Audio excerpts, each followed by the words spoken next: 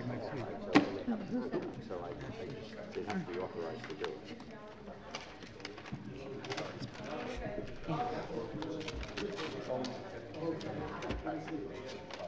Oh, okay, yeah, when we're in between the two meetings, we're walking to it.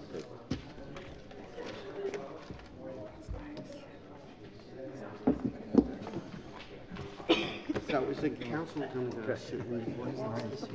Yep. Yeah, I think we'll. Talked to a few minutes ago. She sent out, as soon as I got the letter, she sent her email to the council. Oh, good. She said that went through. So, but most of it is taken for you. You're on here. How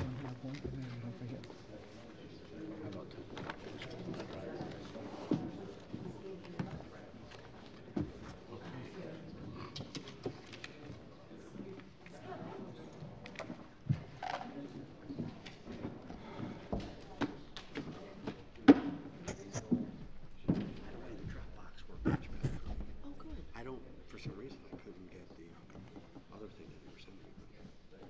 Good evening. I'd like to call this meeting to order. Roll call. Mr. Dangler? Here. Mr. Vieira? Here. Dr. Vogt? Here. Dr. Selly? Here. Mrs. Wittes? Here. I hereby certify that this meeting has been published in the newspaper in accordance with the Open Public Meetings Act and posted as required by law. Thank you. At this time, we have a presentation from Onata Surf Club. Mr. Pat McNamara. Good evening, Mayor, members of the council. Patrick McNamara here on behalf of the owners of the property where we're looking to do the brand new Beach Club Hotel. I have Dave Minnow here with me, who's going to walk you through this PowerPoint presentation to show you the great design that's been put together for this new hotel building. Mr. McNamara, can we just adjust the screen a little so the council can see? I think the council was going to sit in the first. Oh, I'm sorry. Okay. I asked the same question. Very often for me. That's all right. We saved you the front row just for that reason.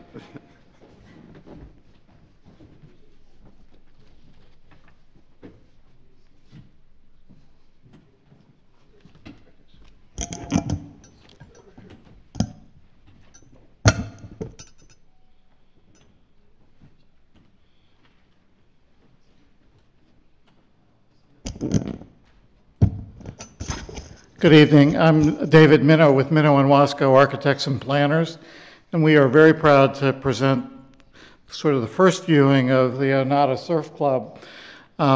This project is conceived of as a different type of hotel project than what is currently being constructed next door in Pier Village Phase 3, the Wave Resorts Hotel, which I'm sure you've seen under construction.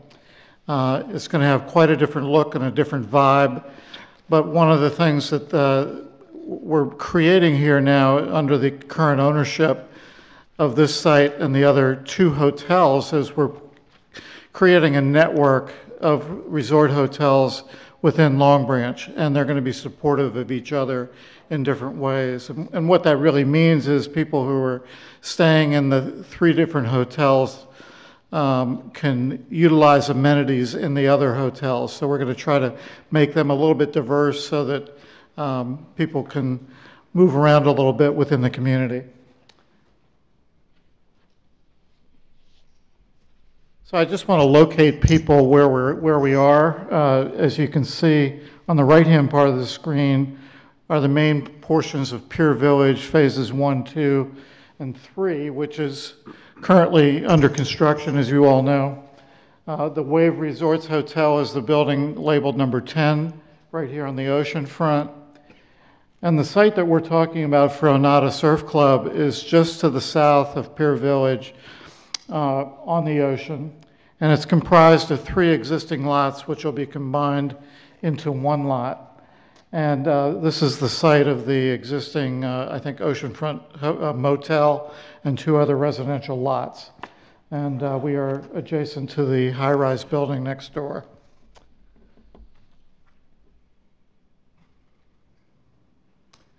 So this next slide puts in our site plan in that location, just to show you the relationship of our new proposed building to the rest of the buildings. And one of the reasons I'm showing this is that we have been very careful in how we planned the design of this hotel. We have basically, and you'll see on the upper floors, a little bit of an L shape to the project, with our main entry court occurring off of Morris. And that also coincides with the circle on Morris that'll provide access to the Wave Resort. So there's a little nexus here of drop-off for hotel guests and people who would be coming to the hotel.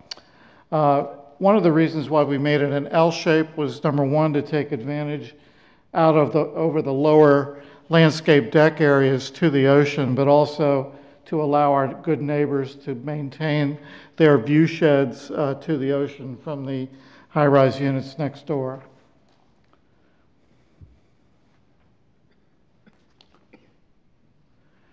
So this is a rendering of the hotel taken from the beach side of the property. And what this shows is a really cool vibe. We're calling it the Onata Surf Club. We think that people will catch on to that. And the amenity spaces that we're creating on the deck include an outdoor pool in this case, and behind the glass on the left is an indoor pool area. And this is one of the amenities that will be, the indoor pool will be a shared amenity amongst the various hotels. Our hotel dining area bleeds out onto the deck for cafe dining and good weather, and our amenity space on the right-hand side also lets out onto that deck.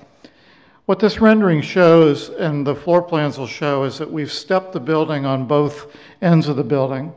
On the right-hand side, we stepped the building toward the beach, and there's a purpose to that. I think it's good design at the beachfront to create that, but we also create terraces, and we lessen the potential shadow of this building on the beachfront itself. So we have some exhibits that show that the building will not cast shadows on the sandy beach part, which is a CAFRA requirement. The look of the hotel is contemporary, but not in the same way as the Wave Resort. The Wave Resort, as you know, has the curved roof and a lot of glass. Here we have less glass, and we've got a little bit of a wood look to it. It's hard to see in this rendering because I know from that distance it just looks white or a light color. But we're using a wood grain exterior surface to give it a little more casual beach club surf look. I'll show you some other views from different angles here. This is the view as you would come toward the beach on Morris Avenue. And on the center of the drawing here would be our main hotel lobby and drop off. And here you can see the access to our below grade parking. And one of the great things about this project is we have the parking supplied for the project, but you can't see it. So it's nice that it's a very subtle garage entry for the cars to go in and out. And then as you move toward the beach, we've continued the wood look on the north side of the building, and also you can see it in the central area over the entrance lobby. We wanted to show you another view looking at the building from a little bit different angle. Here we have the existing high-rise to the south of us, but here, there on the right-hand side of the Onata Beach Club, you can see the Wave Hotel as it's rendered and will be completed this year. So very briefly, I'm going to take just a second to explain the building to everyone. I'm going to try to do it quickly because I know floor plans can be a bit boring, but this is our lowest level, and this is the entry level to the main hotel lobby right in the center off of Morris. And this is the area where we have our parking deck located, entering right off of the entry circle. And we have a whole level of parking here, which is landscaped and covered from the oceanfront side, really from all four sides of the building. So as you drive or walk around the building, you would not see the parking below. We have some beach services as people move toward the ocean. We have towels and beach chairs that are available to the hotel guests, and then some of the utilities, and then our elevator core leading up to the hotel units. We have an optional plan showing how we can increase the parking here through valet. So at times of the year when the parking would be at a higher demand, we can increase the parking count. And this just shows how cars could be parked by a valet within that garage to increase the parking count. We actually have a valet space for the valet parkers there with a space for them to stay and have a bathroom and those kinds of things.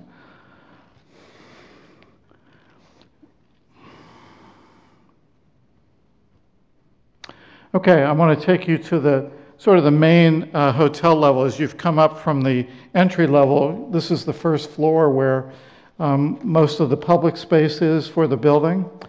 So our main dining and restaurant for hotel guests is located right in the center. Our elevators bring you up to an upper lobby. On the left-hand side of the first floor, we have the indoor pool located there, and that has doors to the outdoor pool toward the ocean. And then we have additional amenity space for the hotel located here, coming out again with large glass openings to the pool deck. And Melillo and Bauer landscape architects have designed a beautiful landscape deck with lots of opportunities for sitting and casual sunbathing in that location. As you go up, I just want to show you some typical floor plans of the hotel units. We have 100 hotel units planned here.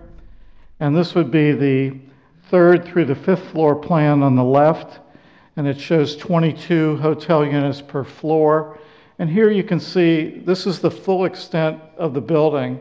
And on the upper floors, when we get there, you'll see that the units step back on the southern side as well as the eastern side of the building.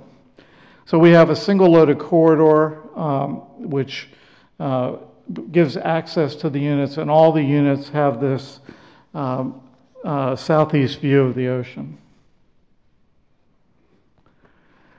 As we come up to the 7th floor, you begin to see the stepping back. On this side, we've stepped back an entire module away from our neighbors, and this does show the existing building. So you'll see that the high-rise, hope I can go back in size. Okay, there you go. This shows the existing hotels, or the existing condo building, and that their view shed will be maintained to the ocean through the design of this project. And you see the stepping back here on the eastern side of the project, where we step back a couple of units. And then this plan shows a cross section on the right-hand side, showing a section cut through that eastern wing facing the ocean. So on the lowest level, we have our covered garage. Here is the main hotel level with the amenity spaces and pool, and then the hotel rooms going up, and then stepping back on the 6th and 7th floors of the building. This is just a typical hotel unit. Where am I? I guess I went backwards to the 7th floor plan. Just one last view here. We wanted to make sure, as we modeled this building in the 3 dimensions, that we were careful to do a sun study to show what would happen with the sun being shown from the west coming over the building.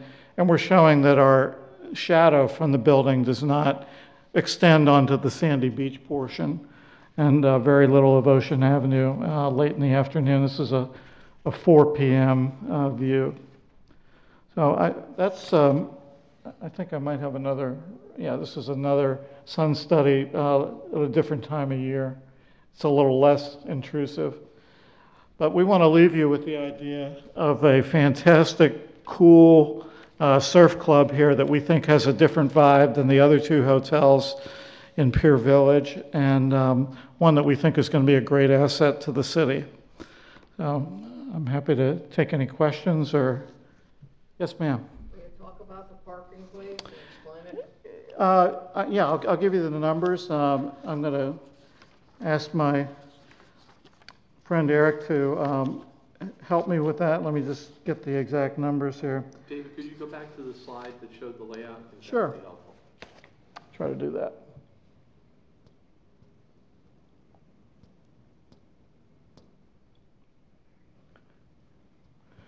So in the standard condition, without the valet being introduced, we have 90 parking spaces located here. And then when we move to the valet, we increase that number to 150 spaces on site. So maybe Eric can explain how that's supported. This is Eric Ballou. So when this got adopted to allow hotel use in this area, it also adopted other standards, such as the Pier Village redevelopment standards, to be followed for this project. So in the Pier Village standards, that's being done with the Wave Hotel, so it's one space per hotel room. So we have 102 hotel rooms, 102 spaces. And then there is some hotel amenity type space as well, so that's parked at 4 per 1,000 square feet. So when you look at the hotel uses for rooms plus the amenity space, you get a demand of approximately 123 spaces. Right now, we're showing that we have the ability to place 150 spaces within the property. So right now, with the Pier Village standards being applied, we actually have extra parking than what the ordinance is requiring for this area, which is dramatically different than when we first presented this project.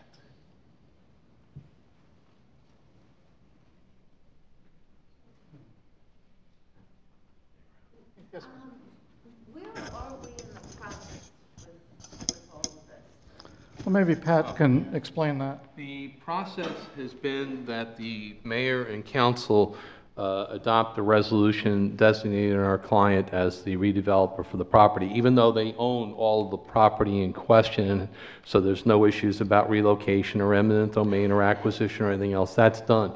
The first iteration of the plan, as Eric referred to earlier, we only had the one corner property where the old hotel is. Now we own the property immediately to the south and immediately to the west, so that allowed for the complete redesign of the project.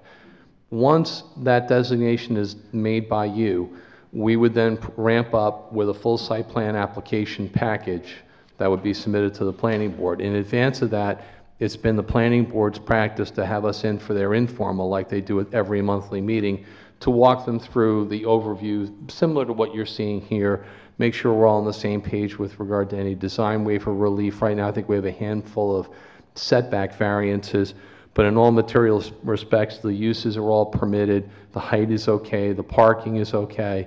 So on the major items, we're in compliance with the guidelines that we have to follow. We also have to enter into a redevelopment agreement. I've already provided a draft to Mr. McManaman yesterday. I used the template that the city had been working with us back in the spring on the first iteration of this development. So his office already has that. He has the RFP submission from us, and we're prepared to move as fast as possible to pull together a full application package and be ready to go to the planning board. Mr. McNamara, you will not be asking for an abatement, is that correct? That's correct. There is no tax abatement, TIF, RAB, or other public financing being sought with this project. I didn't see anywhere that where the trucks unload. Loading dock area? Dave, Eric, if you could, well, we'll get it up on the screen.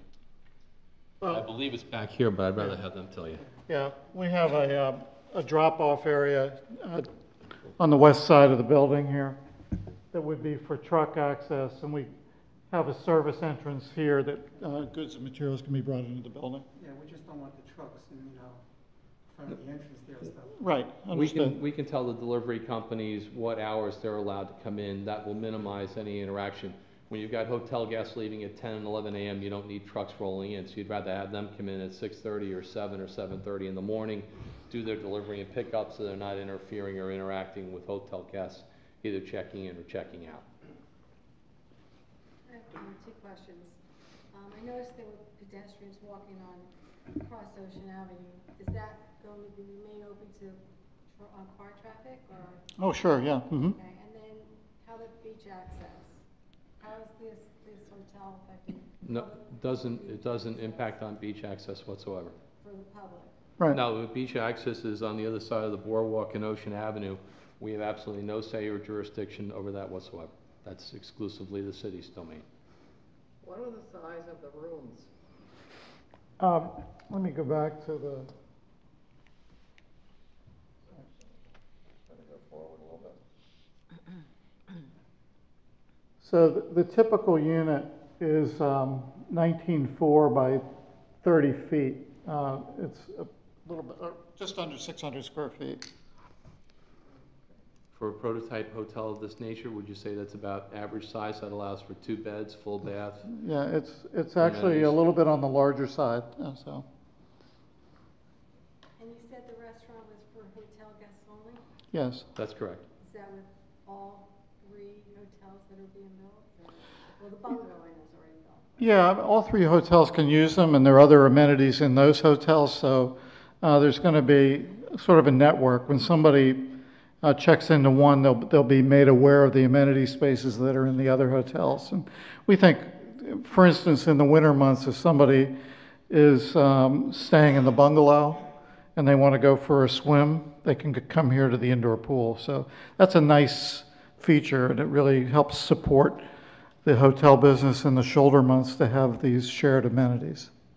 But Long Branch residents, say, would not be able to use your restaurant if they choose to, want to go out for dinner? I don't know. It's not envisioned at this point. It was more designed, the amenity space here is offered primarily to the hotel guests. I think the hotel guests and other people within Pier Village and even the rest of Long Branch are looking at the vast array of restaurants that are available in Pier Village and the rest of the town to support You'll those. also have other restaurants coming in as Phase 3 of Pier Village gets built with the extension of Ocean Avenue. There'll be other eateries in that corridor as well, in addition to the ones that are currently at Pier Village.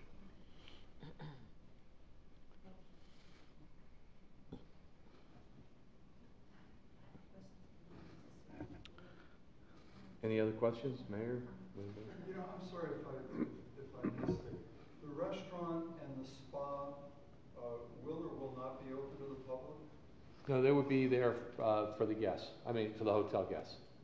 And not for the public? No, it's not. That's not what's envisioned. No. Yeah, no. So in other words, it wouldn't in any way impact the parking requirements? Or No.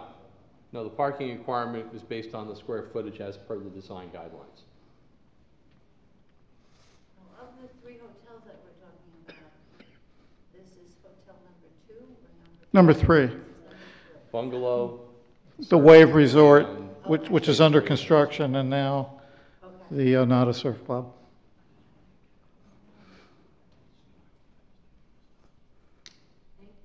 Thank you. Thank you.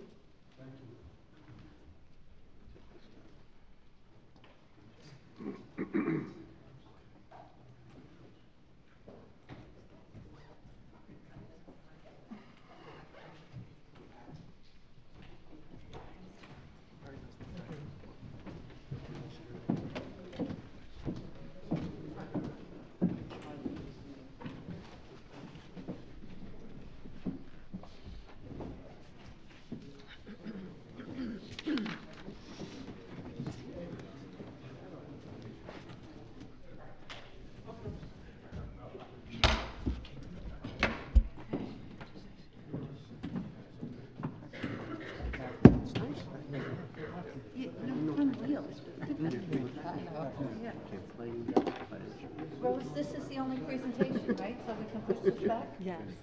Thank you. Thanks, Kim.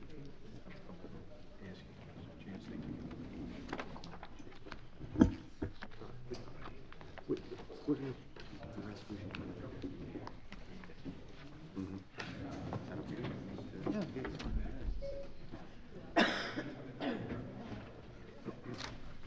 I'd like to next invite Lieutenant Shirley to please come forward for your presentation.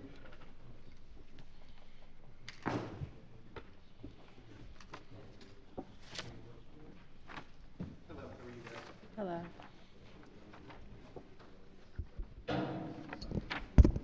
On? Can you hear me? Great. How are you tonight? So I'm here because I was asked to come speak with you about our online auction that we do. It's referred to as GovDeals. I'm just going to go over a few things with you, and then if you have questions, you can ask me whatever it is about them. Years ago, I'd say from 2015 and before that, we used to have a auction on a piece of our property. We would take various items that would be eligible for public auction. The finance staff would send some people, the police department would send some people. We would have people come and visit the auction, and then we would sell them for what we thought was just minimal prices. I did a little research back in 2016 and ended up finding out that we really had two options, and just so you go back so you can understand, there's two things that allow us to do this. One is the New Jersey public contract laws, and the other one is the Attorney General guidelines for property and evidence function that allow us to dispose of certain types of property that we deem not usable anymore for the government. The state of New Jersey authorized a few sites. GovDeals was one of those sites. When we first did it, I think there was 5. I'm not sure how many there are now, but we selected GovDeals because they were around the area. A gentleman came in and gave us a presentation. We looked at 1 or 2 others, and we just thought this was the best fit for us. So basically what happens, departments, whenever the administrator deems it's time to get rid of assets or wants to know what's going on in or around town, he'll call for us to perform like a survey. We'll go out to the department, see what they're looking to get rid of. We'll generate a list. It'll go to the administrator's office, and then it goes to the clerk for your consideration to go on an agenda. One of the things is a resolution has to be passed so that you guys see the items. You don't see any prices. You just see what items we're getting rid of. You can ask questions on it then.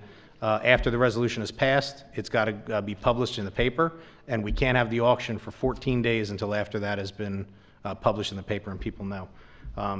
One of the things I can tell you from doing both ends of it, it was really about our audience. We used to sell cars, and we would get $50 for it because 3 people would show up. They all knew each other. They'd say, I'm going to take that one, you take that one, and it would split up. I did a report just based on our last 2 auctions.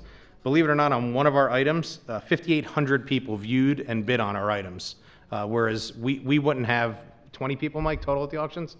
Tops. I mean, so we went from getting rid of cars from anywhere from $50 to $150 to one of the highest vehicles we got rid of was almost $4,000, and it would have been the same. And I looked at the years, the difference in years of how old they were, the mileage, that's how much money we increased. So in 2 years of sales of using the online auction, we actually brought $137,000 back to the city, which when I related it back to what we would do, it was more than $100,000 extra that we would have gotten if we kept it local. So that's basically what we're doing now.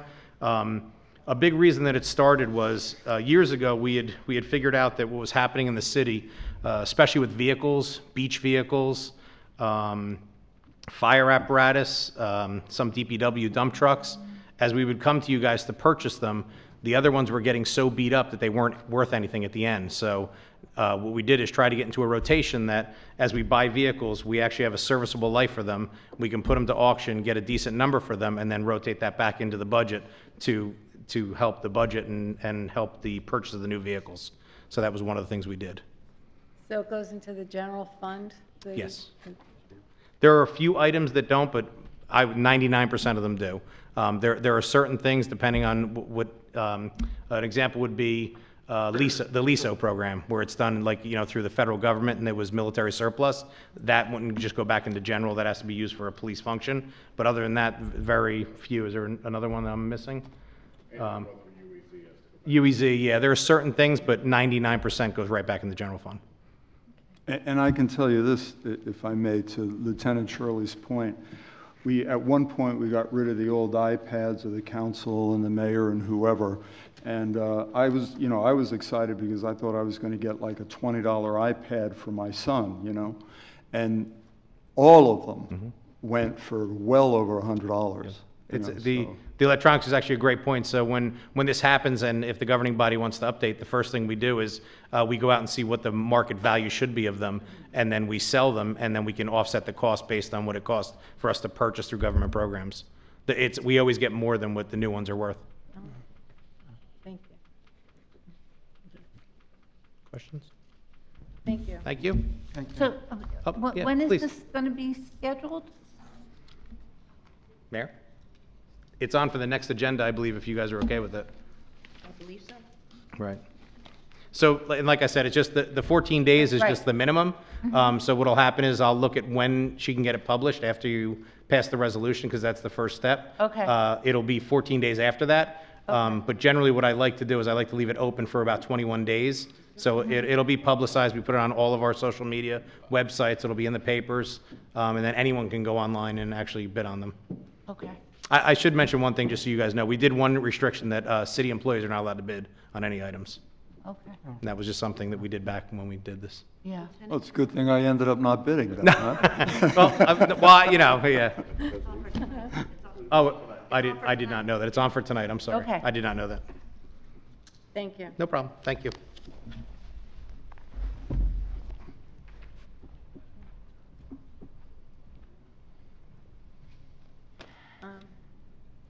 Mr. Zuba, you come forward.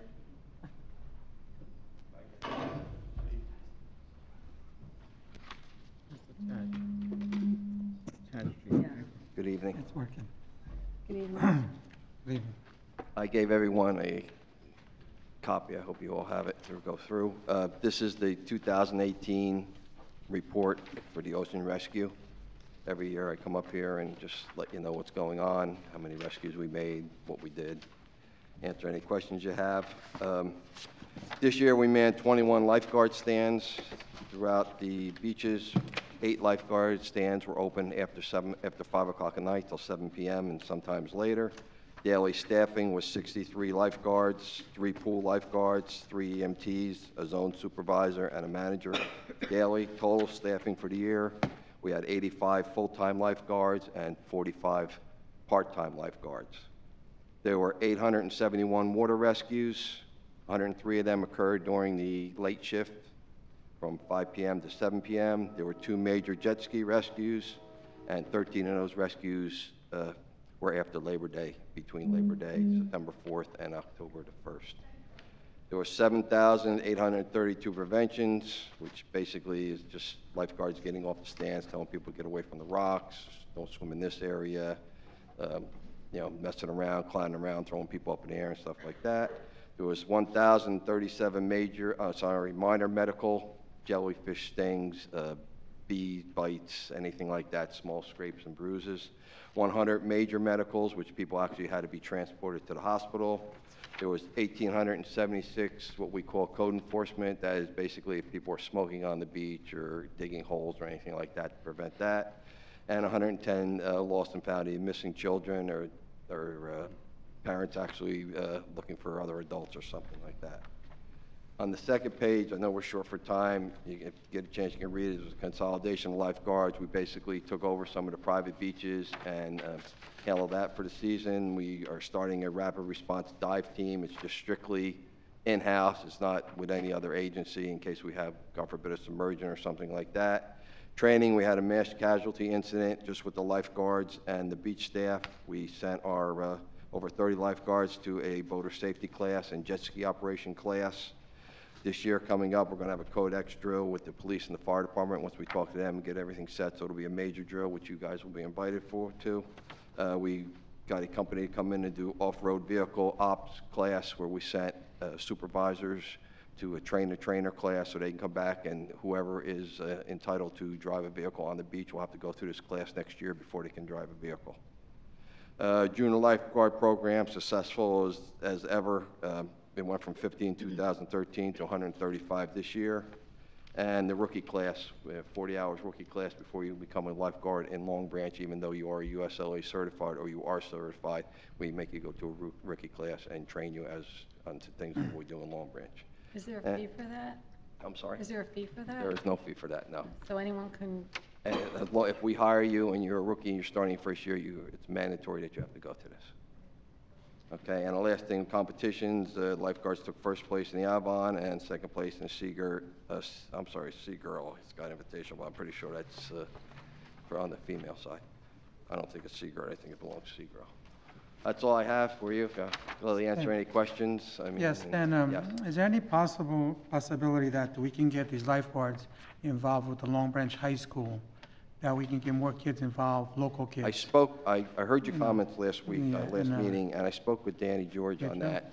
And anyone from the high school that has applied and that has passed the qualifications and the swim test and all that has been hired.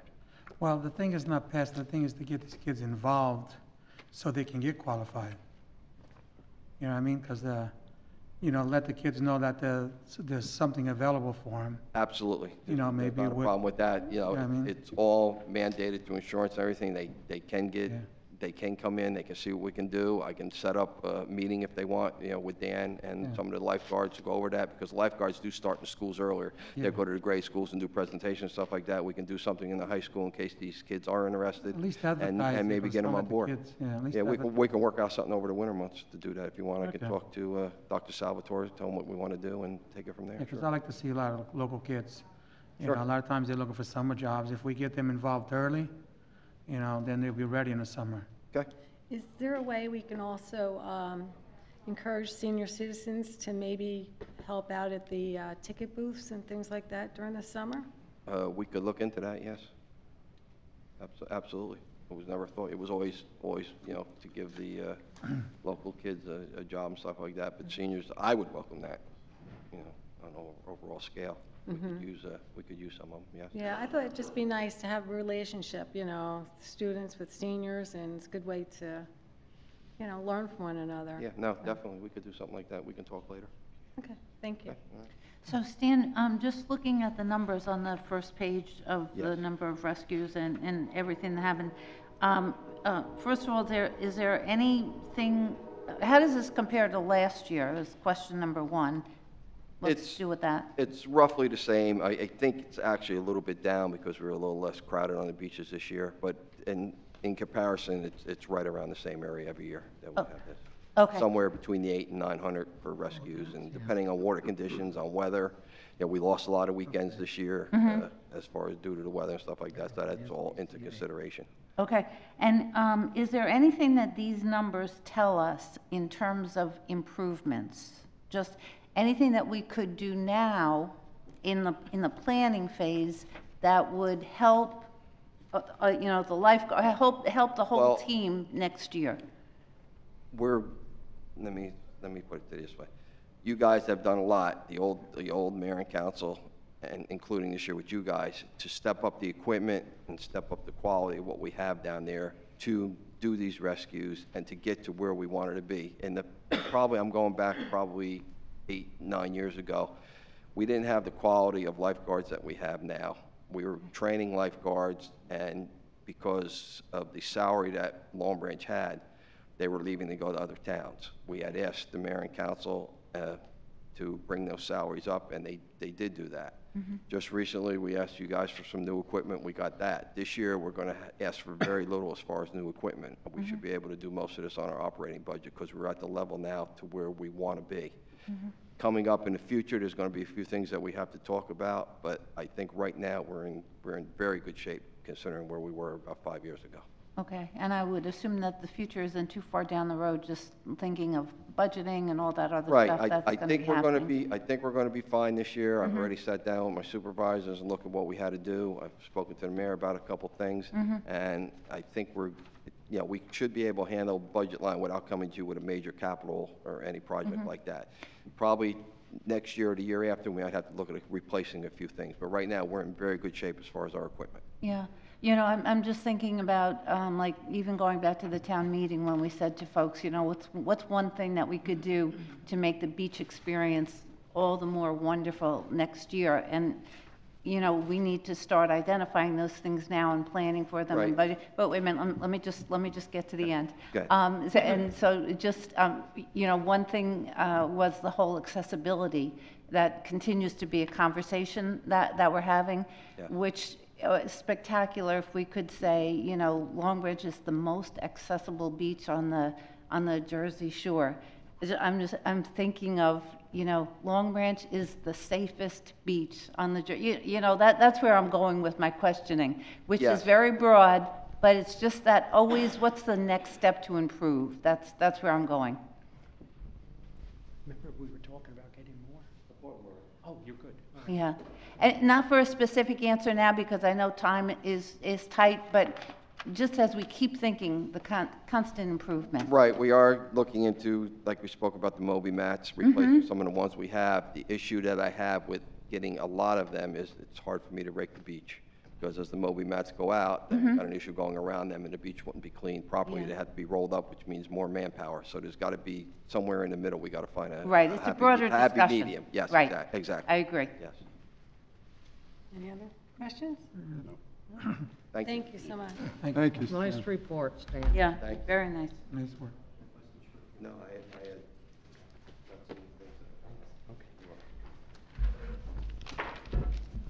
Good evening, Mayor and Council. So Sid Johnson from the Health Department. This is Chief Ross LaCitra, the Director over at the SPCA.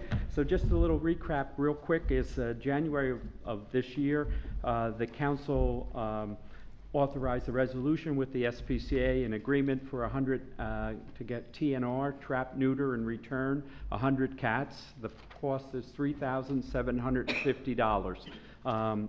We split that. That's our half of the cost. The SPCA picks up a similar amount of money because it's $75 per cat, but we split it down the middle. So we started it in March, and we ran through 100 cats, and I came back in May, end of May, early June, and asked if the new council, you would be willing to continue the program, and you were willing to extend the agreement for another 100 cats, which we have reached a total of 200, which was much quicker than the first. So we have 108 cats that were TNR'd and returned to the community. 77 kittens were, which are adoptable, were given to the SPCA. 9 adult cats were surrendered, and 6 cats that were turned in had to be euthanized because they were injured. So we have a monthly meeting with an animal welfare group. I meet Debbie Nagel and some of the residents in Long Branch. But the program, in our viewpoint, has been a success. The cats that are put back in the community are vaccinated for rabies and what else? Diphtheria? Distemper and distemper. The other normal vaccinations The that they would return receive. to colony caregivers who sign up and adhere to regulations and standards by the SPCA as far as feeding and so forth. And all in all, I think we prevented, these 77 kittens would have grown, possibly could have grown into adults, and then average of 3 litters a year. I'll let you speak to the number of births that we probably prevented. Right. Well, first off, as the county director and chief of the county SPCA, I sincerely like to thank the mayor and council for your endeavors moving forward. You know, the Monmouth County SPCA currently has 11 active contracts with municipalities for the TNR program. Although we TNR throughout the entire county, we have 11 municipalities that we have agreements with to do it. Long Branch and Highlands by far has been the success model for the entire county in what we've done. And as Mr. Johnson said, out of the 200 cats, 108 were returned back to your community, while the other 92 were either adopted, and unfortunately 6 had to be euthanized for their health.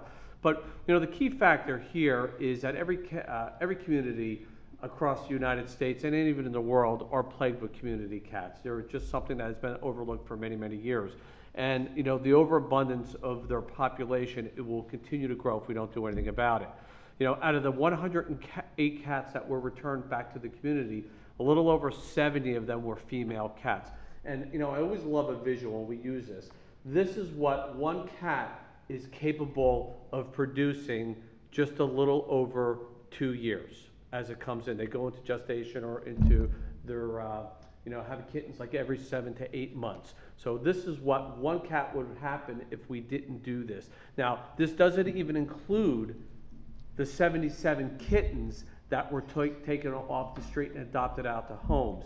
So it clearly shows that what we're doing here are really making strides in reducing the community cat problem, and most importantly, as public officials and as Mr. Johnson stated, the reduction of rabies and interaction with other wildlife that our public would be coming in contact with because of, cats are something, they're domesticated animals, and children and people are always prone to play with cats as they would wildlife. But let's not, let's be clear here that these community cats are basically wild animals who do interact with wildlife all the time. So just getting them vaccinated and getting them under control, it is absolutely by far working. It truly, truly is.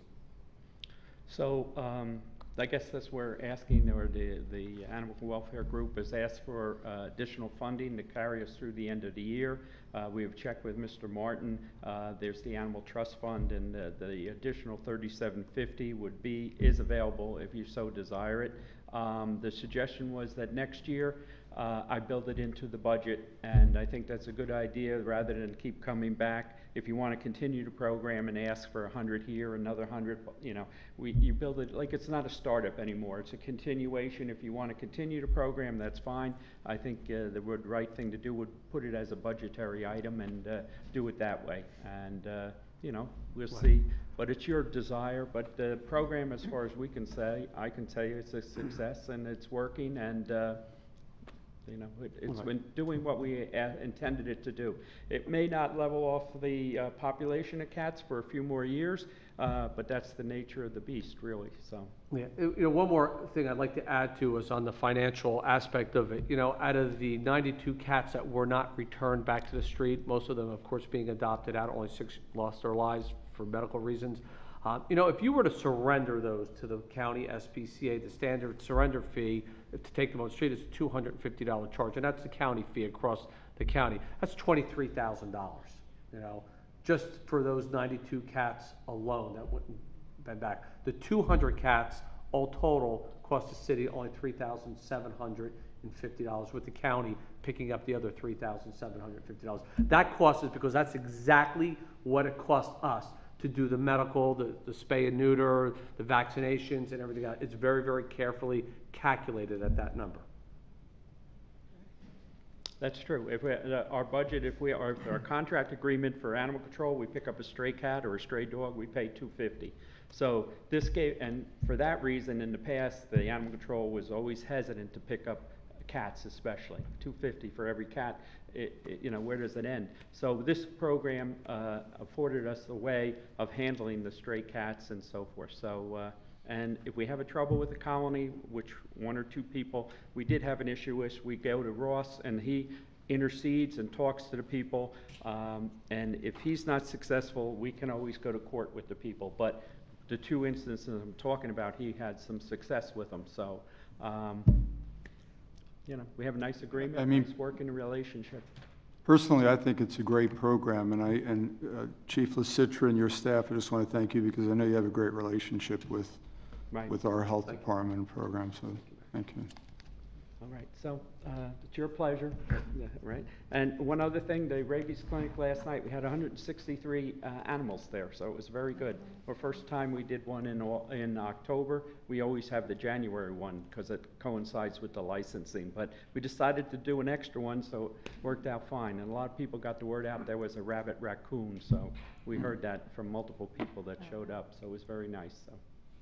Thank you. Thank you, Thank you very much. And I'd also like to thank the members of our community that are here that support this whole program. Sharon, I see you. Thank you.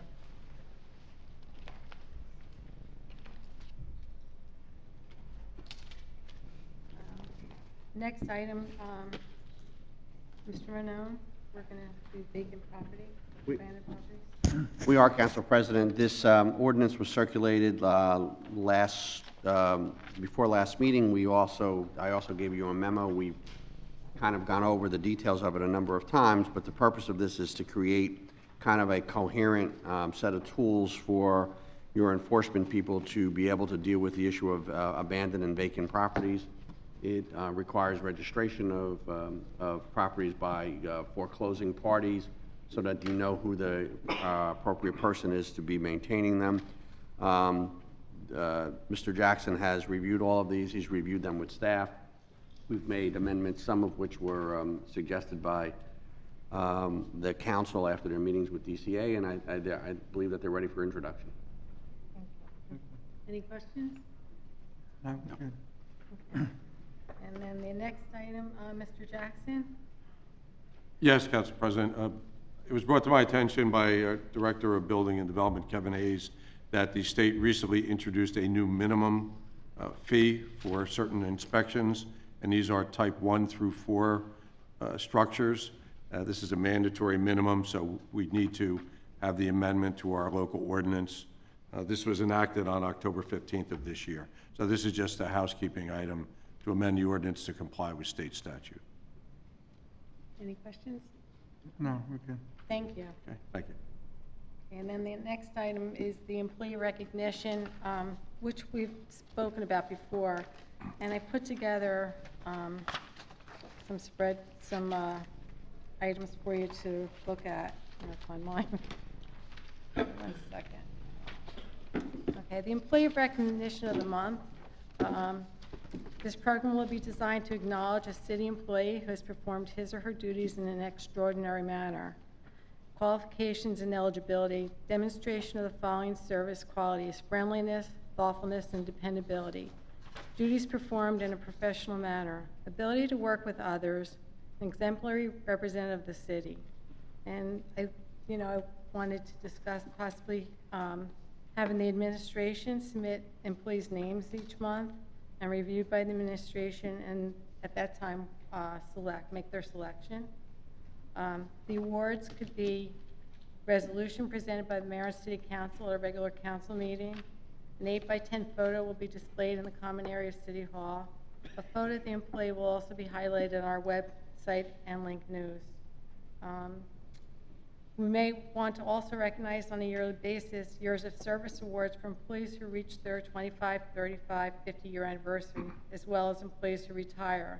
And we can present a resolution and highlight them on our webpage as well. So this is all up for discussion with everyone, and I'd like to get your ideas and move forward with it if we can possibly do that. Okay. Is there any questions?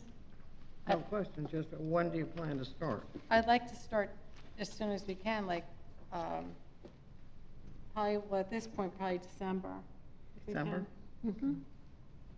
I particularly like the idea of what you have on the bottom there, recognize years of service for people and the employees retiring. I think that's great. Thank you. That part of it. Any other questions? I would throw in one other thing as a possible award, a beach pass. Or maybe a beach pass for their family, something like that. Okay, we can look into that. Yeah, that's a good idea. Yeah. Okay. And then the next one is Volunteer Initiatives Program, like Office of Volunteerism. And the goal is to help promote volunteer opportunities for residents throughout the city of Long Branch in an effort to strengthen our city by connecting with families, neighbors, and communities through service. Potential projects, and I put a few together: provide assistance to our senior citizens, provide assistance to special needs citizens, provide a portal for nonprofits seeking volunteers, engage the entire community, schools, community clubs, churches, provide food and clothing to those in need, animal services, parks and recreation, police, fire department, and library. And we could also recognize volunteers each month at our council meetings as well, if you'd like to do that. So this is also something we'd like to start as soon as we can, and wanting to know if there's anything else that you would like to, add to this. Yeah, I have a couple of suggestions. Okay. Where you say provide assistance to our senior citizens, you go right to the senior center to do that. Well, I'm talking also about if someone needs their lawn cut, if they can't do, something like that. But that's where you're gonna find out, because we have Yeah. a social worker who has all that. Okay, fine. Okay. To provide assistance for special needs, we should go to ARC and help them. Mm-hmm. Where you have engaged the entire community, don't forget the little nursery schools that we have. You have schools, but I think we need to go into the learning, the little learning. And to provide the food and clothing, we have a lot of food banks, but there's always need for food and volunteers. Right. And the last one I thought of was we have 2 colleges within our range. One is Brookdale, and one is Monmouth University. And they certainly, we have volunteers at the senior center from Monmouth University. So I think it's good. It's a good start. Okay, great, thank you. I think it's a good start too. How is it going to be managed? How, like how, then promoted, that whole thing, so people know to go to this for these kinds of services? Well, we're gonna, I have people that, have approached me, and I've approached them, who would like to be involved in this. And also, if we post everything on our webpage, where, if something's of interest to someone, like say the library, they could, just press a button on the webpage, and I've seen this done also on the web. I've gone through various different communities throughout the country on their sites.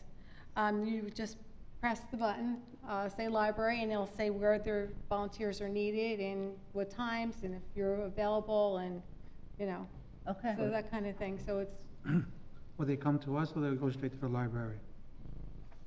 if they wanted to, You volunteer. well, it would be posted on our webpage, Okay. and they're already signed up as a volunteer for the community. So then they could see on the webpage, well, Okay. I I go see. to the library, and then, they would Yeah. go to the library and that's- contact the library. Okay.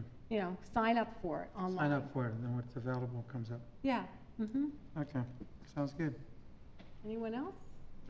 Rose, I think both are great ideas, and I want to thank you for taking the initiative to do this. One of the things I noticed with the volunteer groups is a couple of the municipalities that I looked at, and it's not necessarily in New Jersey, in addition to the recognition as a council meeting, they'll have like an annual breakfast where they honor the volunteers. And I would think that a restaurant or something would donate the time and whatever is necessary to do that. And, those events, from what I've read, seem to kind of bring the community together, bring the various groups together. It's a time for some publicity and branding, and just makes more people, a networking of the various groups. So might be something you want to consider too, that I see a few of them are doing that. Okay. It's like an annual recognition award. That's nice. I think that's a great idea. Thank you. Anyone else? Oh, we're good. And at this time, I need a motion to go into closed executive session. Or review of regular We have to agenda. review the review the meeting? or do we have to review the agenda? Oh, I'm sorry. Review. I missed that. Okay. Yeah. I need, we're not gonna go into executive? I don't believe we have an executive session, do we? We do not. Yeah, we. Yeah, we we added, added I just had 2 quick things on the agenda for the regular meeting. Just a comment about the, Extra Mile Day, November 1st. And it's wonderful that we endorse these things. November 1st is next week. It doesn't give us much time to do something further with it. I would love to see the administration being able to model some of these things, to do more than just say November 1st is Extra Mile Day. So I'm just saying maybe to introduce these things a little bit more and have an opportunity to talk among ourselves how the administration might be able to take a lead on some of this or do some things with it. So that's just one comment. Could anybody just do 3 sentences on the safe communities, the outcomes that we're expecting? Comment? You mean the Safe and Secure grants? Yeah. That's a grant we receive every year from the state government, $60,000 a year. Okay. They were delinquent in getting us the paperwork for the 17 grants, so this is just the 17 and 18 paperwork. It's something we receive every year. That Oh, so it's, okay, it's routine. Okay. Yeah. Okay. Any other questions about review of the regular meeting agenda? No, we're good. No. Okay. So now I need a motion to go into executive session. So moved. Second. Roll call? I guess. Mr. Dangler? Yes. Mr. Viera? Yes. Dr. Vogt? Yes. Dr. Selly? Mrs. Wittes? Yes.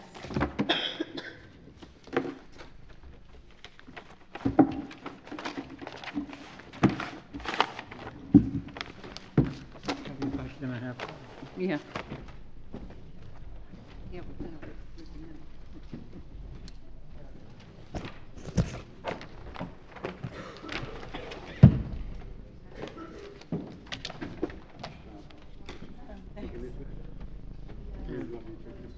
Okay.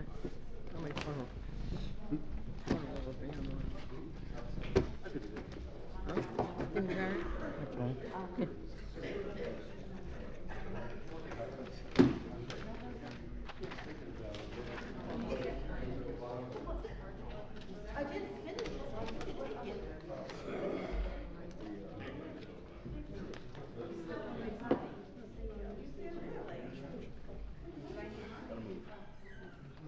Okay.